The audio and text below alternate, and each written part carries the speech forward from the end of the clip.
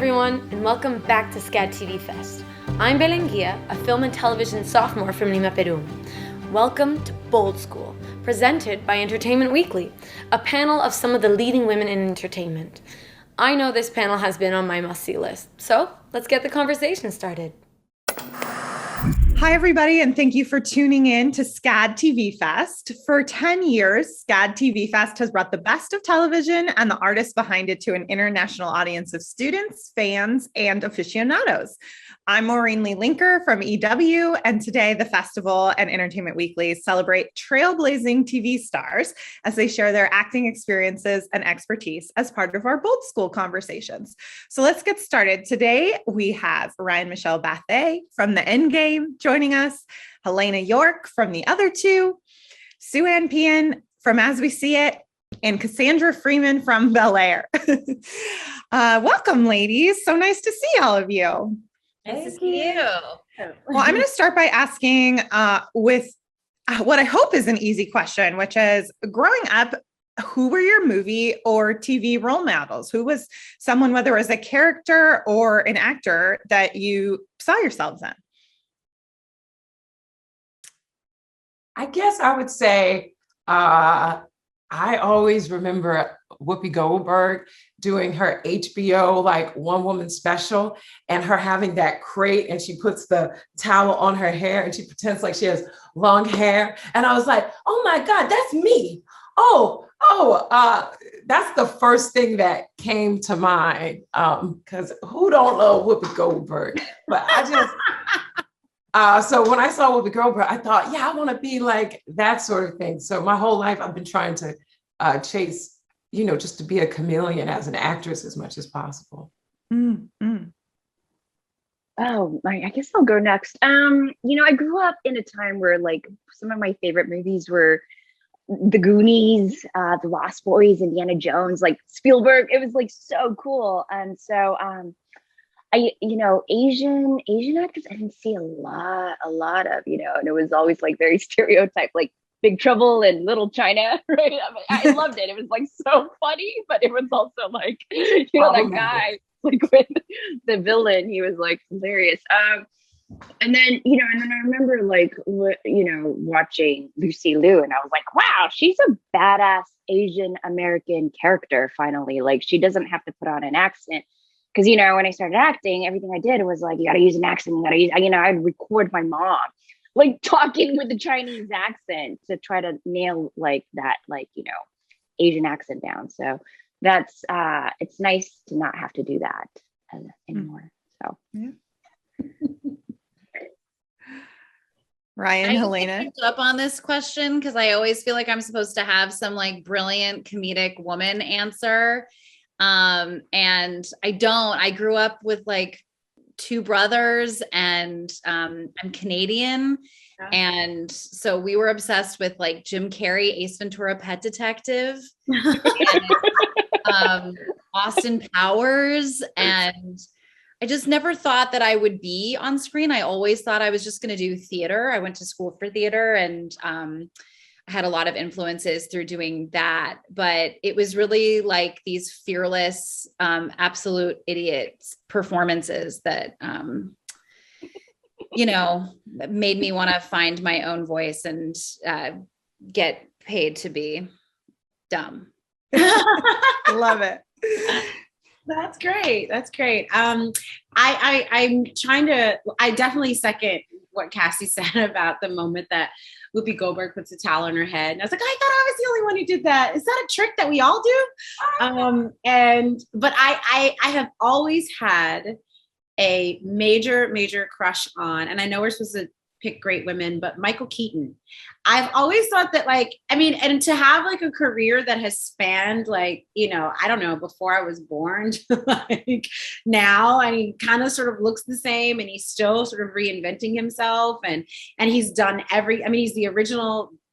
For me, he's like the Batman. Christian Bale was, pretty great, but I was like, Michael Keaton just has this incredible, dramatic and yet comedic. I just think he's a master. And like, I kind of always go back to him and sort of try to tap into whatever he's got. I need a little bit of that.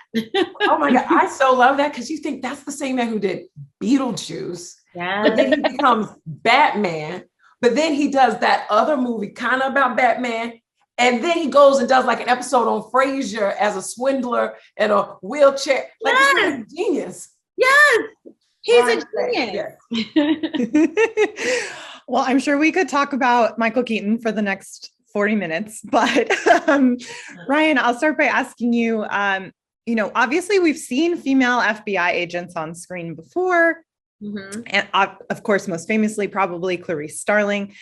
But how did you want to set your character in the endgame apart from those we've seen before? And I guess particularly, what was it like facing off against a female suspect in Morena Baccarin's character? Because I think we usually see like a male-female interrogatee dynamic typically.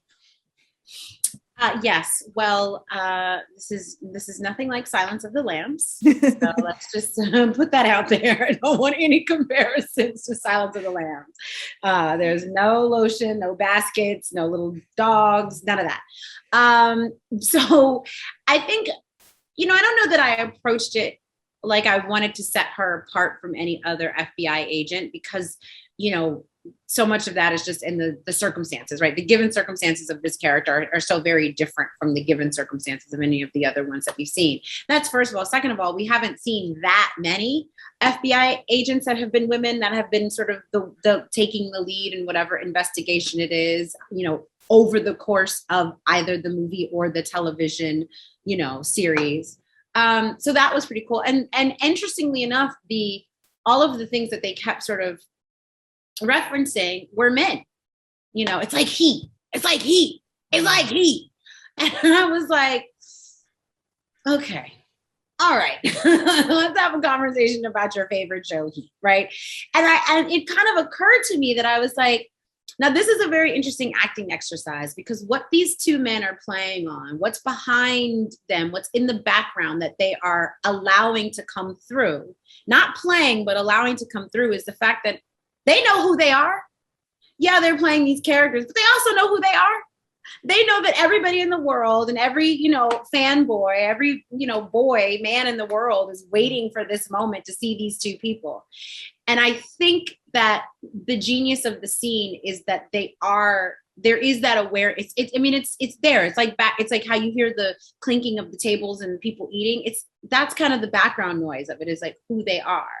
And they acknowledge it, they let it be there, and then they play their scene. And I also thought it was a little sad that the only way that they could reference a scene between two people was two men, and two sort of older, sort of grizzled, not that they're grizzled, oh God, that's so horrible, but hey, you want to go over here, you're over there, you come over here, I'll come over there, and I was like, I'm looking forward to the day when what we bring to the table as women becomes as iconic and as a part of the sauce of what it is to be a great actor and make a great scene, as it is two guys, you know what I do when I look at you, you know what I see, and I'm just like, how much of this is accent work too?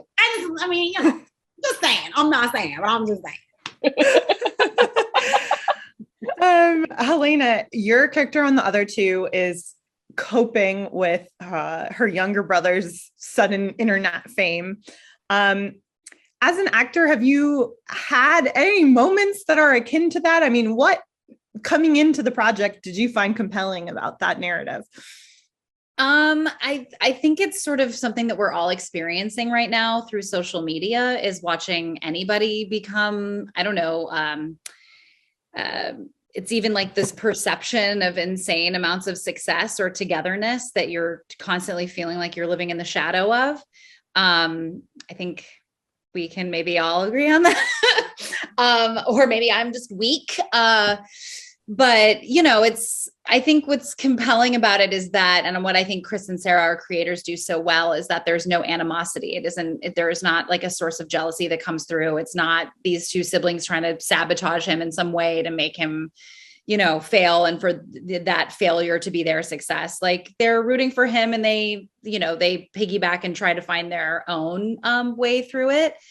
But I think personally as an actress, like through this storytelling is that I think we all sort of think we're blowing it all the time and everybody else is killing it. And I think everybody's blowing it all the time. So, and that's what I find so funny.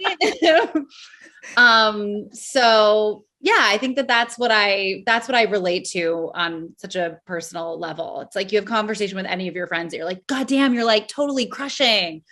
And they're like, no, it's like constant, I feel like, but of course we want to put our best faces forward and, no disrespect to that, but yeah, I think dealing with that kind of quagmire is interesting.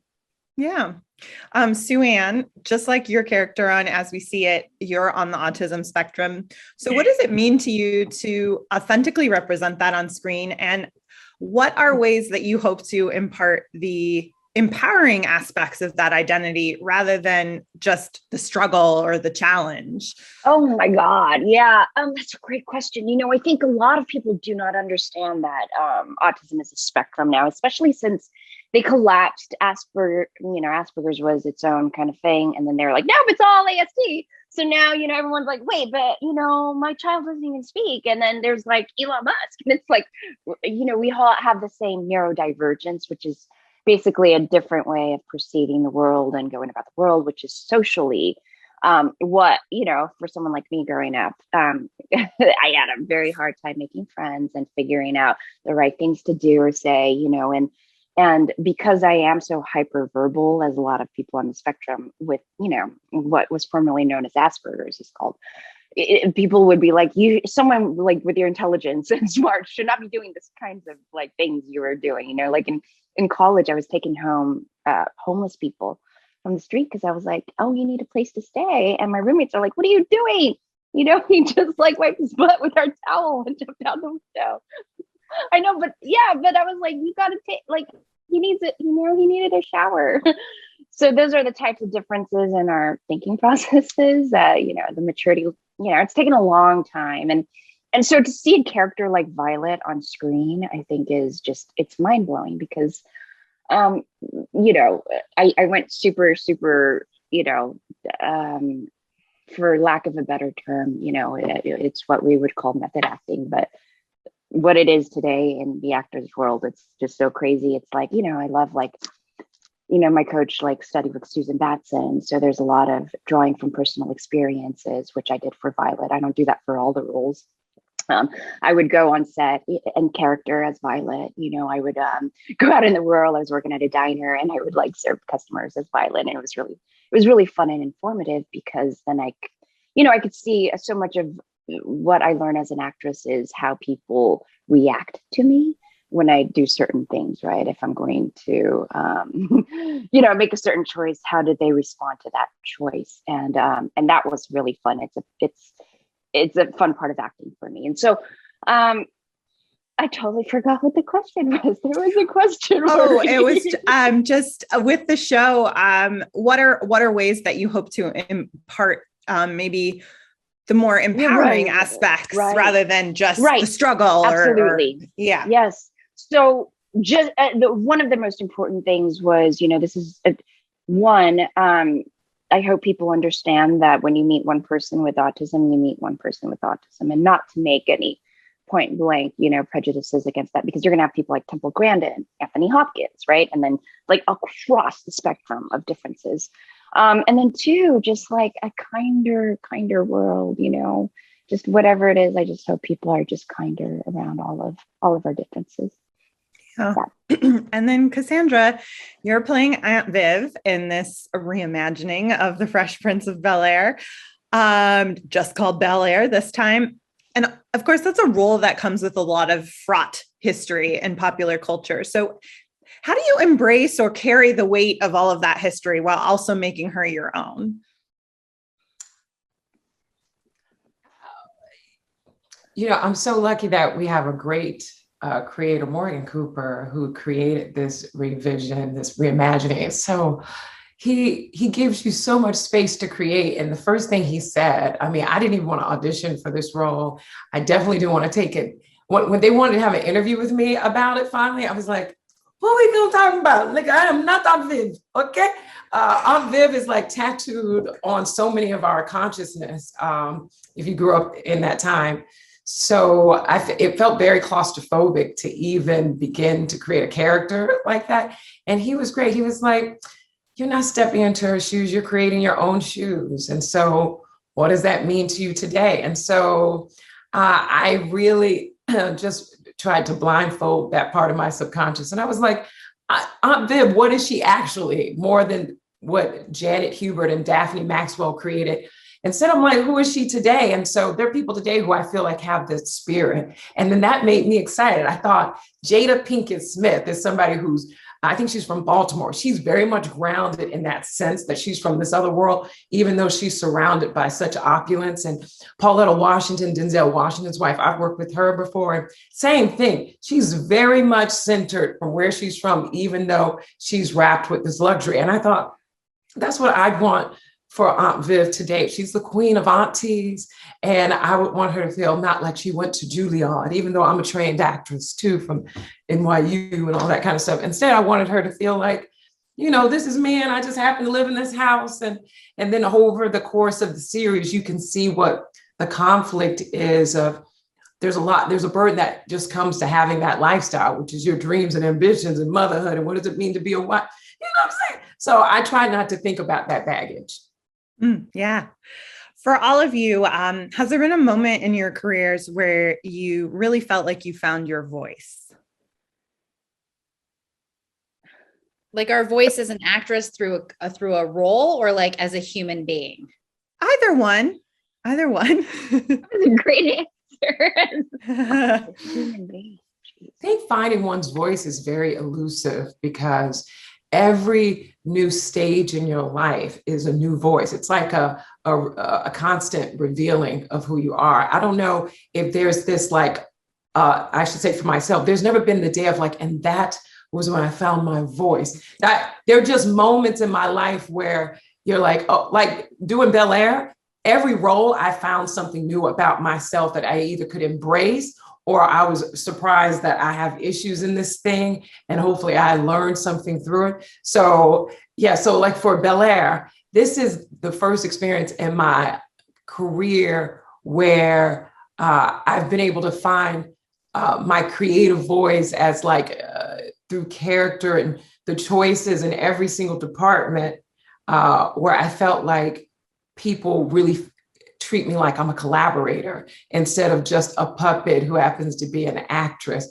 But like me finding my voice, that's because I'm surrounded by people who want to hear my voice. You know what I'm saying? And I think to be a woman, you're often in places where you're not the number one on the call sheet or not even the number two. So your voice is very different. And now I'm a mother too, and I'm a wife. You know what I'm saying? So like voice, that's why I think Maureen was like, Helena was like, what you mean? Because there's so many voices. Like, when did you find your voice as a mom?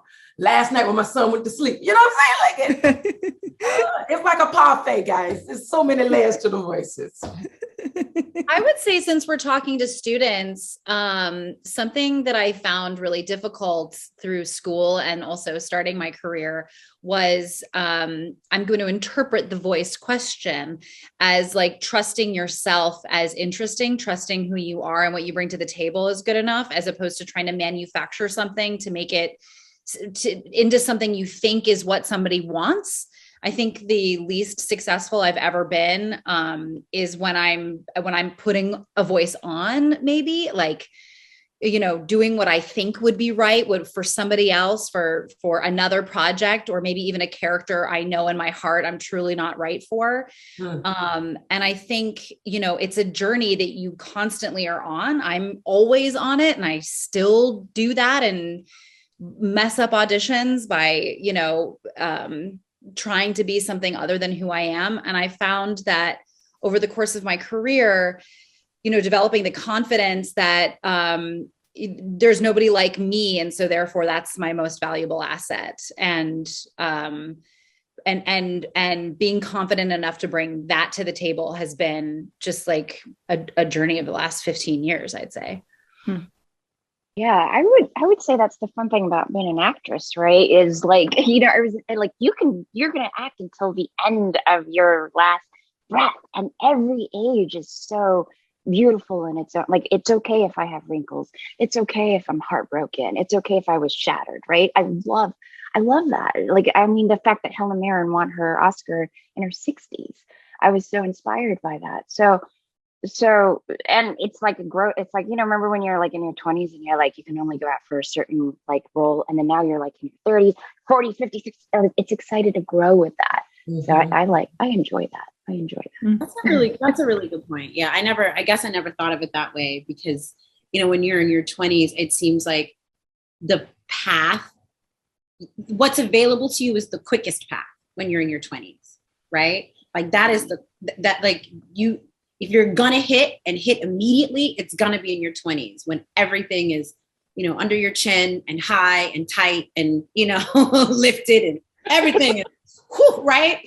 And then, but it's like this, you can hear the clock starting to kind of tick down when it's like, okay, hurry up.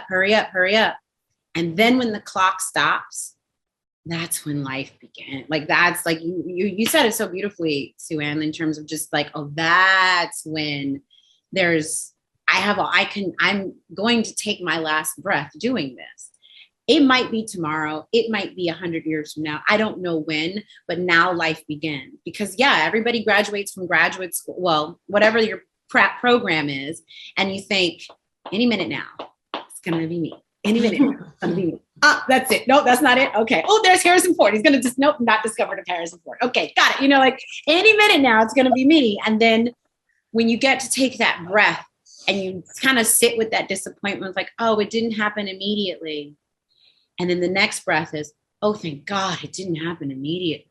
Amen. I think about that all the time, about the stuff that passed me by, especially in my 20s. And I'm like, God help me.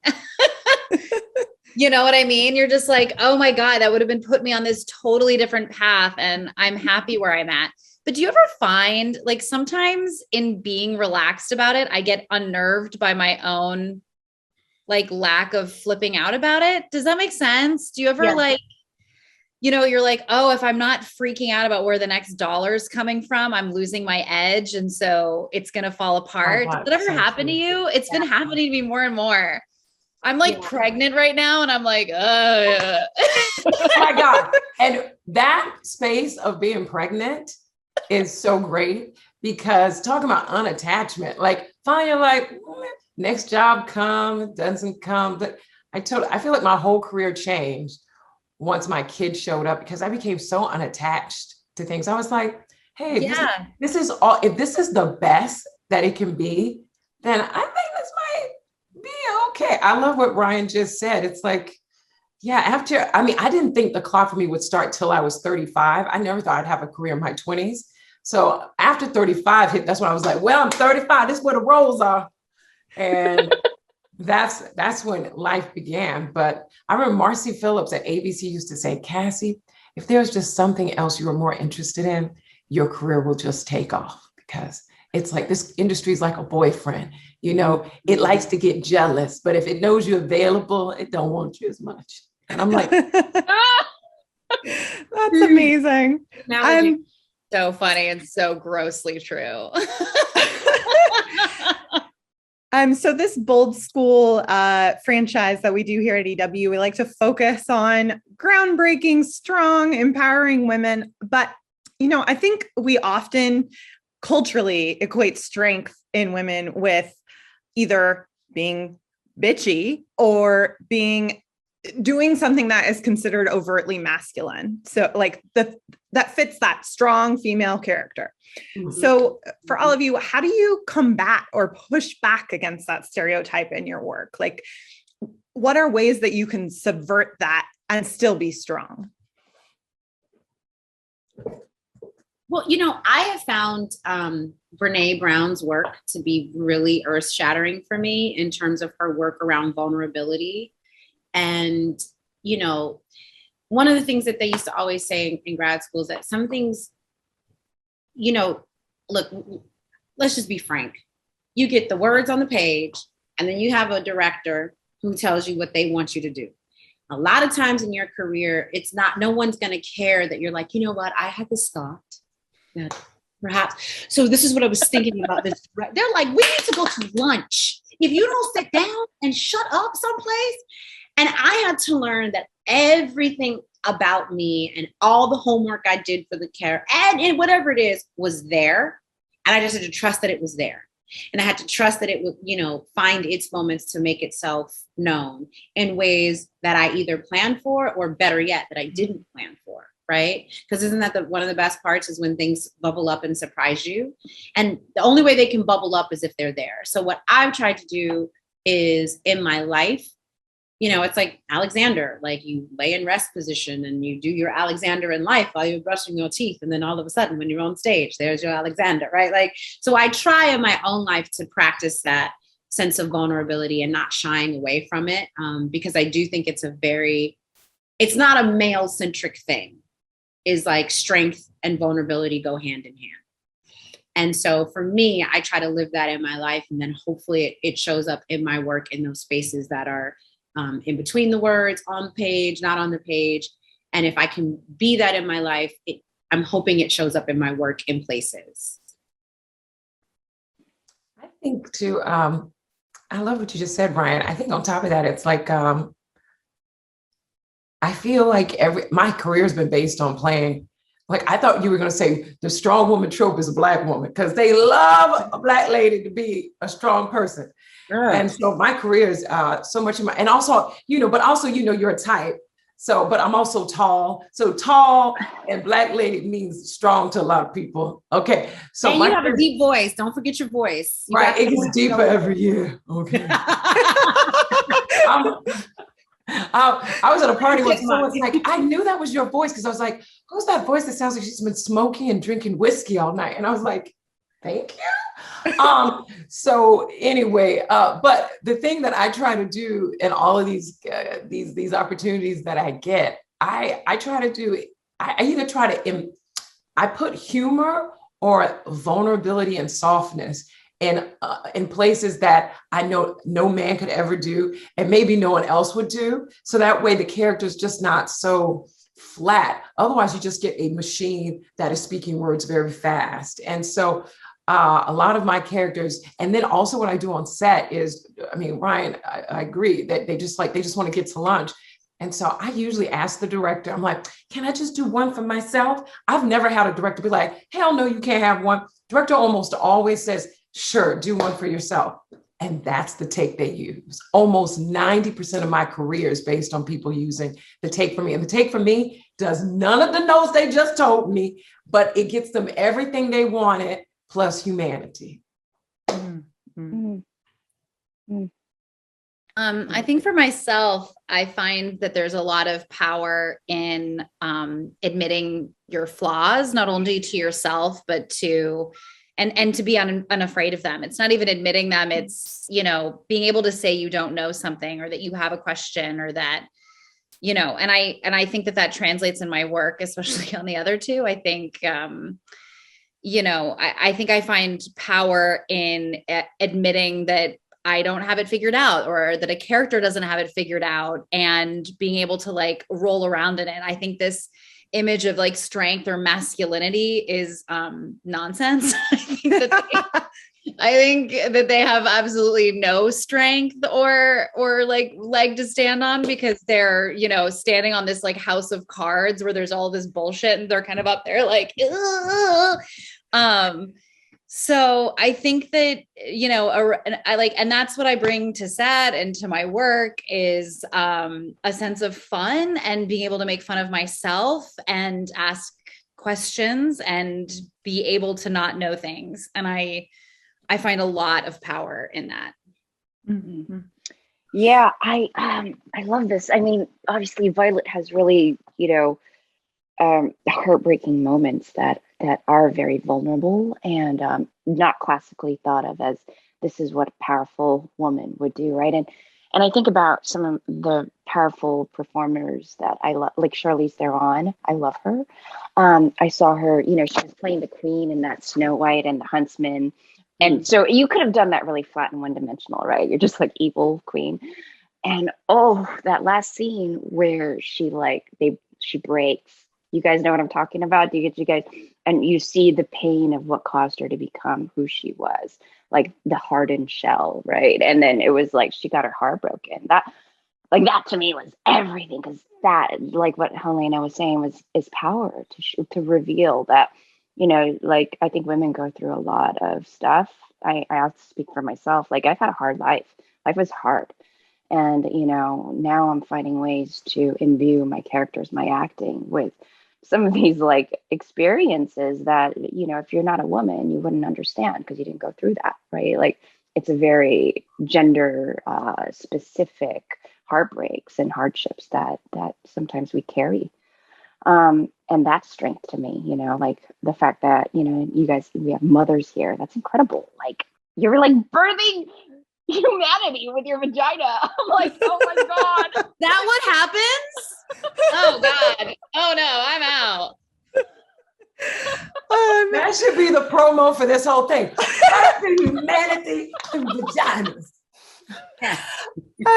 So with all of you here, we have a great mix of comedy and drama series represented. And I know all of you have worked across both spaces in your careers. So let's settle the age-old debate here and now. Which one's harder?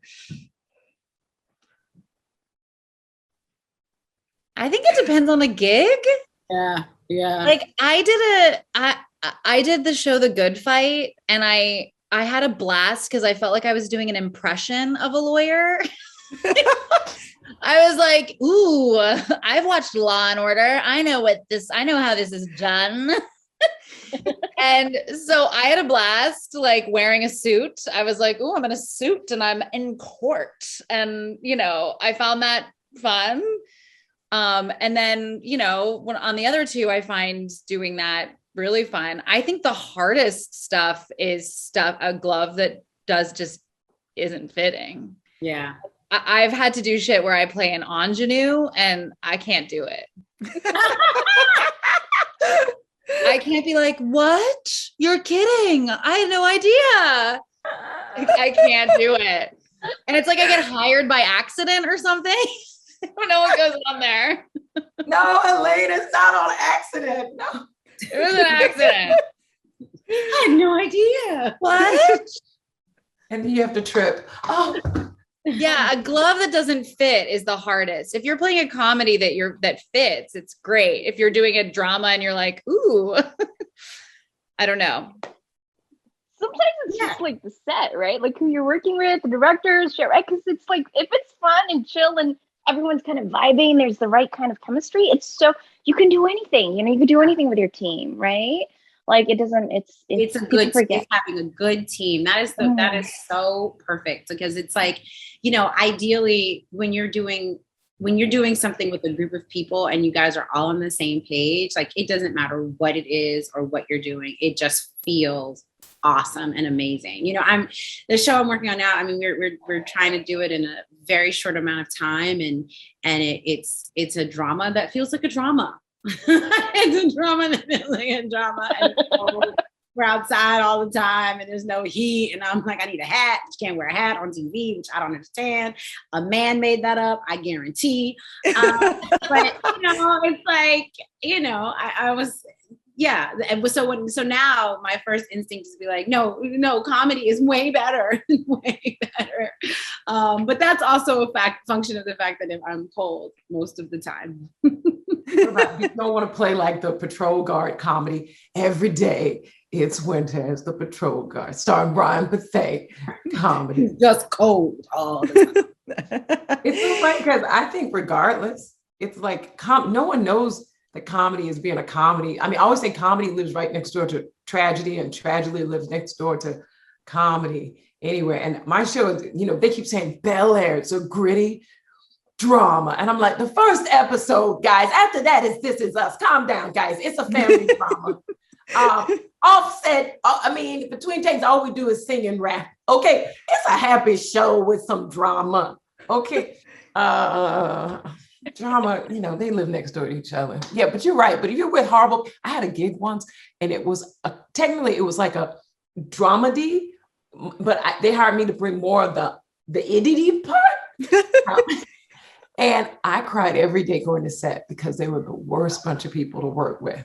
And so it was hard to be funny or dramatic because these people just beat up on me. It was like Mean Girls Society. Oh, Cassie. I want names. When this is over, I want names. Well, we're almost out of time, but I'll end by asking, what is one thing you wish people asked you more often? Look at you asking great questions, Maureen. Yeah, God, do you guys ever what is your dream role or dream character? If you could play anything, I'm gonna ask all you, and then but right, I can't answer that. What? I get asked that, and it drives me nuts, and I'm like, I don't know. What? You don't? What? I don't know. You don't sit around and be like, oh my God, Adam Driver played a really good Sith Lord. I'd make a really good Sith Lord. Oh, that's interesting. Any pipe dream shit, anything. Yeah, anything. Yeah. Oh. You got Adam Driver's good. Anything Adam Driver's done, that's your pipe dream. Oh yeah. Oh my God. I want to do one episode of Succession. Oh, what would you play? I see that. I see it. That's a good I just want to do it. I feel like they're all having a good time. I think that would be great. Speaking of no hats, not being allowed to wear hats on TV. Do you guys watch that show? Okay. So when they go to Italy or France for the mom's wedding and they're all at that garden party and nobody is in a hat and I'm watching these girls get roasted by the sun in tank dresses. And I'm like, give Sarah Snook a hat. Anyway, one episode of Succession. So the question is, what's a question that we wish somebody would ask us? And so yours was, Sue-Ann, what's the role and what would be your answer then? So that's your question. What's the answer? Oh, I answered it. I want to play a Sith Lord. A Sith Lord. Right, a Sith Lord. Like Adam Driver. I was like, how did he play a Sith Lord on Star Wars? Amazing, right? Oh, there we go. From, Star TV. Wars. Yeah. Or a villain. I don't know. I like villains, like the Joker. Oh my God. Ooh. Yeah, because that's stuff that people don't give to women, right? But they're so interesting and juicy. We need more female villains that are not like Glenn Close in Fatal Attraction. Although she was a damn good villain, honey. She was on that roller coaster. Now that takes acting. You're on a roller coaster. If it was, the gig would have been, because I'd have been like, I cannot, and she's shaking, and it's the Playland, right? Playland is a real place with these old school roller coasters where you feel like you're going to die, and she's shaking, and her eyes just slowly turn to the little boy. Girl, listen, all the awards forever and ever. I don't necessarily know if I had a dream role, but to be able to find that level of center, because let me tell you, I would have been screaming my head off. They were like, cut. Take 492, volume, something. Because you see those moments, or when people get in water and they have to swim underneath the water and be all like, and they kiss. I'm like, I would be dead. How you hold your breath for that long? That's 10 minutes. The shot is still going on. What is happening? I know there are secrets, but I would like to. So my question is, what would you like to be able to do as an actor that you feel like you can't do? And it would be roller coasters, underwater scenes. I don't think I've ever been filmed coming out of a shower, shaking my hair, things that have to do with water and things that I'm actually afraid of. Snakes. Oh, rat. Oh, Jesus. Anyway. Someone's writing down all these notes. So Brian's like, I want to be Glenn Close in water with swimming rats. That's what I heard. With a boa constrictor around my neck. Yes. Somebody, that's all they heard. You know what? I would love someone to say to me, or a question. I don't know. I would just love someone to be like, Cassie, wait a minute. What's that man name? Who's Wolverine? What's his name? Hugh Jackman? I also want to say, Cassie, you and Hugh Jackman should totally like do an award show together and like open it up and do a variety. We get to sing a little bit and do. Oh my God, it'd be so fun. I'm just waiting for someone to be like, Cassie, are you available? Guys, if I have to do the Oscars with him, okay. I mean, we'll just do the opening number. That would actually be something. That'd be an Oscars. I think we'd all tune in for that Oscars, right? Yeah. Just so I can rap on stage at the Oscars. I would rap, sing. I do all the things they told me not to do at the Oscars tonight. You talk about rapping, like I want to hear what you're rapping right now. I want to hear this because I feel like you're gonna be a really great. Yeah, Cassie, take us home on a rap. Yeah. Can I say this happened on the Today Show and it got embarrassing, but I'll do it for you, okay? Yes. But I ain't got no rhythm. Okay, I need a rhythm. Okay, here. So I'll do. Okay, I don't know. This is just on a. So my name on. Okay, so Cassie Freestyle. That's what they call me. My name. Okay, I have no rhythm right now. I need a beat. You can't do beats on. Cassie Freestyle. I don't know where I'm going, guys. Well, on that note, Cassie, high five. I tell you though, there was a moment there that was really promising. I hope you're rapping on the show. I hope you're giving. I love Oh, it. that was not my audition for the Oscars. I've got to turn. I think he would love it. He would love it. He would love the way you threw yourself into it. Does someone have Hugh Jackman's number? we'll work on that for you, Cassie. I think Sterling got it. Somebody call I him. got it. I'm gonna call him right. Text him right now. He's been trying to get in touch with me. Now, I listen. I know him very well. He would love it.